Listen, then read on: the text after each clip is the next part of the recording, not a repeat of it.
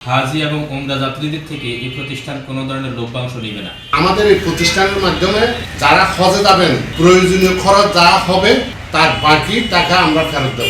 চট্টগ্রামের সীতাকুণ্ডত 16তম উমরা গ্রুপের পবিত্র উমরা পালনকারীর লয়েরে এক প্রশিক্ষণ কর্মশালা অনুষ্ঠিত হয়। সীতাকুণ্ড সেঞ্চুরি হজ উমরা কাফেলার উদ্যোগে বৃহস্পতিবার বিকালে এই প্রশিক্ষণ কর্মশালা অনুষ্ঠিত হয়।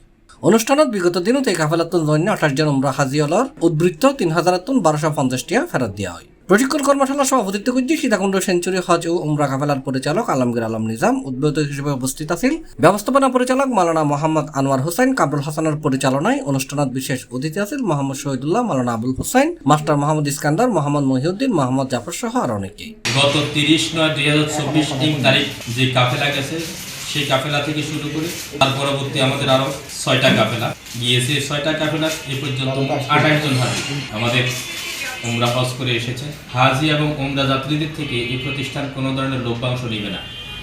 প্যাকেজ নির্ধারণের পরে প্রত্যেকের জমাকৃত টাকা থেকে সকল আয়োজন সম্পন্ন করে যা কিছু খরচ হয় বাকিটা হিসাব করে ওনারা দেশে ফেরত আসার পর আবার ফেরত দেওয়া হবে। এটা আমরা শুধু হাজিদেরকে সেবা দেওয়া, অর্থাৎ আমাদের এই প্রতিষ্ঠানের মাধ্যমে যারা হজে যাবেন প্রয়োজনীয় খরচ যা হবে তার বাকি টাকা আমরা ফেরত দেব। এটা আমাদের কথাবার্তা সেরকম। আগামী 16 ফেব্রুয়ারি 41 জন উমরা হজ পালনালয় পবিত্র মনারার উদ্দেশ্যে রওনা হইব। C+ TV Chittagong.